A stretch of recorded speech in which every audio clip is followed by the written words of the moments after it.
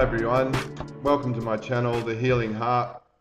I'm Calvin, you're you, and let's go through this together. And today I just wanted to put up a short video about why is it taking me so long to get over this breakup. And to rephrase that, why is it taking me so long to heal? Sometimes people say, you don't get over things, but you get past them. And for a lot of us, it takes different times for everybody. I've seen some people come out of a relationship and be fine within a few weeks. And the more sort of common time, I guess, is a few months. And in some cases, it can go on for over a year or 2 years or more. Now, for me personally, it's taking me longer than I would hope, but I'm going to talk about that in this video today. Okay, so the first factor to look at is that you've been deeply hurt. If you're a couple of months in and you're still really, really upset and struggling to get on top of things and, get on with your day, still having the endless thoughts about them, then you have been deeply hurt. And that sort of goes without saying. And again, some people can handle that better than others. And one of the first factors to consider in this is going to be your attachment style. Okay, now we all have a different attachment style. And I've talked a little bit about attachment styles in some of my other videos, but there's also a lot of information out there now about attachment and attachment styles, and so it's definitely worth having a look at that. But the time frame that it's taking you to recover from this, a big factor in that is your attachment style, how you attach to things and how you react when those things are suddenly taken away from you.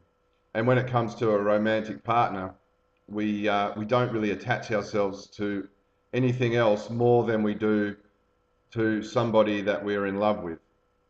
Okay. It also can tap into earlier wounds that you may have inside yourself, your upbringing, your childhood, previous relationships that you may have had that have gone bad, and the way you've fitted in with peer groups, social groups, things like that. And it all is tapping into rejection, basically. If you're the one who's been left, then the rejection can really be tough to deal with. The abandonment as well, that goes into attachment style. And this can really help or hinder the time frame it takes for you to recover. I guess one other point to make is that you may have a couple of relationships that end and you don't feel so bad about it, and then you have one that ends which absolutely destroys you and devastates you. And that's certainly the case in my life. I've had some relationships where it's taken me a short amount of time to get over, and I've had a couple of others, including the one I'm in now, which is taking me longer than I would like. And my friends would probably like as well. So something else that taps into the time frame, okay, is the contact that you have to have with that person. Now, one of the biggest beliefs out there is to just go, if it's possible, to, just go into no contact with that person. And that means no contact means stop bugging them, stop ringing them up, stop texting them, emailing them, and stop pushing, basically, and to just stop that and to refocus onto yourself and your own life. And instead of asking yourself, why did this happen, why did this happen, you change that question to, what now? What do I need to do now? What am I going to do now that this has happened? And with the contact, there's a bit of a theory at the moment that I've been looking at, which is no contact at all, which is none, versus conscious contact, okay? Because when you, especially if you've spent a significant amount of time with that person and you've built a life with them, say, and suddenly you're expected to cut off contact with that person, it can be extremely traumatic, and it can reopen wounds. It can heighten that sense of abandonment, that sense of rejection, and the withdrawals as well that you're going to go through. The withdrawals of something that you've been so accustomed to and so used to suddenly not be in contact with that person and not seeing them, not hearing their voice, their smell, their touch. The withdrawals are extremely brutal, okay? And that's what I'm going through at the moment, so I know exactly how you're feeling. Okay, so another form of conscious no contact, and this was put forward by the psychotherapist Alan Robage. I like a lot of his stuff. He's very matter of fact, he's very to the point. And this is where the no contact can be so harsh that you start doing things like looking at their pictures on Facebook or driving past their house to see if they're there. In a sense, to give you that sense that that person still exists, that they're still alive, that they're still there in some capacity. And in a lot of times, that can help to alleviate the withdrawals that you're going to go through if you step into no contact. Obviously, one point I'll just make is if you have children together or property together or business together, then of course you're going to have some contact with that person. You won't really be able to just go into no contact because you're going to have to sort out those fundamental things. Um, but when you do step into no contact, suddenly there is a big void there, and that can be really traumatic. It can actually heighten everything. It can heighten the sense of abandonment and make you go a little crazy in some ways. And one other thing is that after some time, because you don't see the day-to-day life of your ex-partner, it can turn them into a bit of a mythical figure in your head. And of course, in your brain, and we always look back with rose-colored glasses, we always look back with nostalgia. The, unless it was really, really bad, the bad stuff seems to wash away, and we're left with only the good, positive stuff. And so in your head, your ex becomes this mythical figure, and you put them on a pedestal and think how great they were and just how much you want to reconnect with them. And so for a time, we can do this conscious no contact where, like I say, you can probably ask friends about them or, again, drive past their house, look at their pictures on Facebook. Now, that may alleviate the anxiety in the short term, depending on what you see, okay? And as hard as it is, and I really don't advocate doing those things because it depends on what you see. Let's say you look at their Facebook page and you see photos of them at a pub or a party and they're sitting on some guy's lap, and that's going to drive you crazy.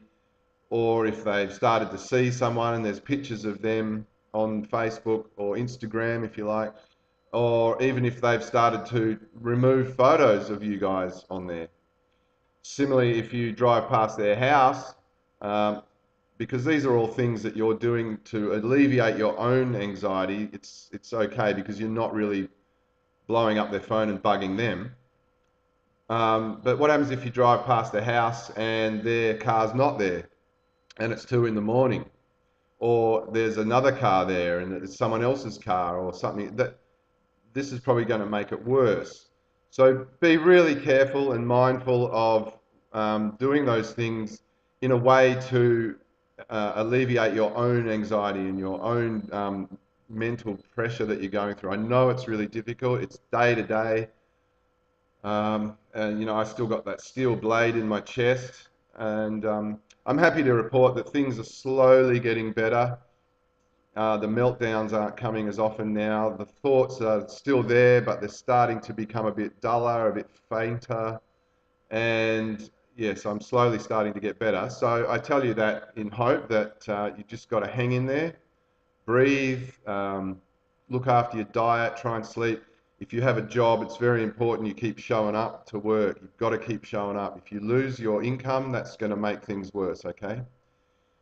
But going back to no contact versus conscious no contact, you may do those things for a little while to try and alleviate your anxiety, but again, be careful because it really depends on what you find if you go looking.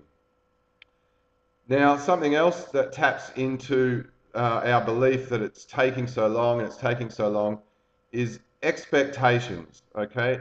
Expectations that have come from society, I guess, and it really goes a lot along the lines of the people that you talk to about it. Now, some people don't understand where you're at.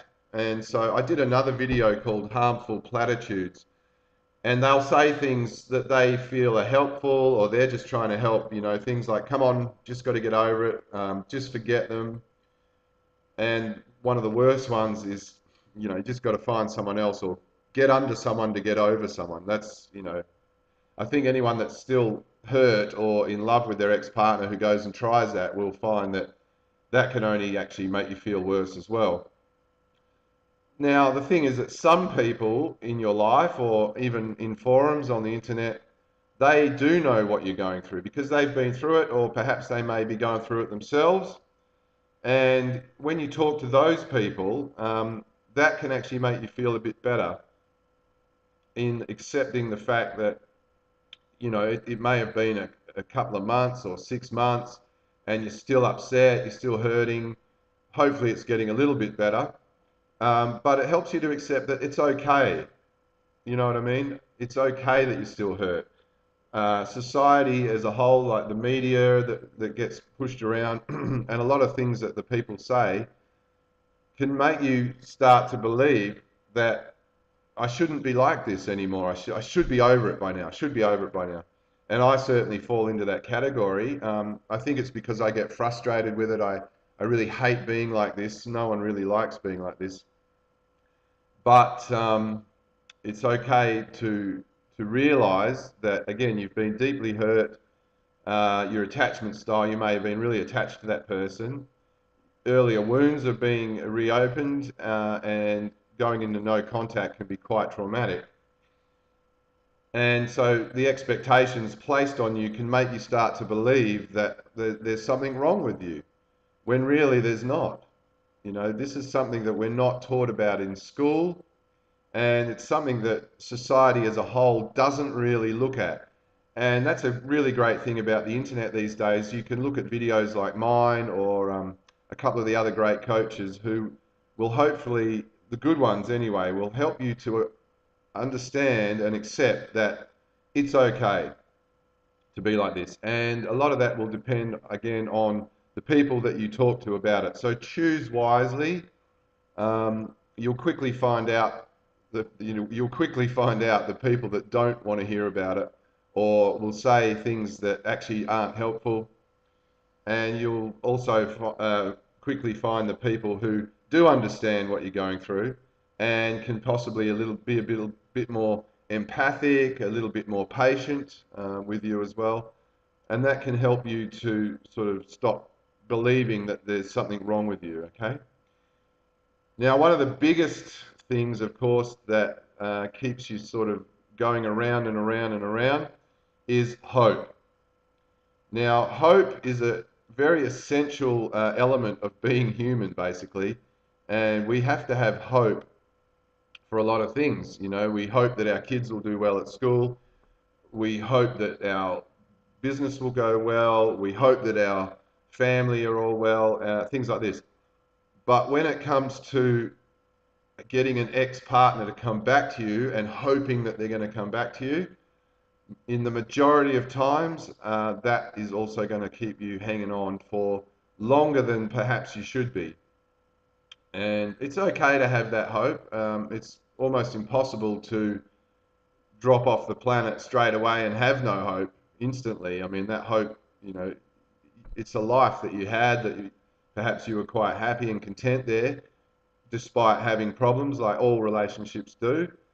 But you were committed, you were willing to work it out, and now that the other person's gone, and you may have researched some things on the net about trying to get them back or what's the best way to deal with this situation, you can actually start having a lot of hope that that person is going to come back.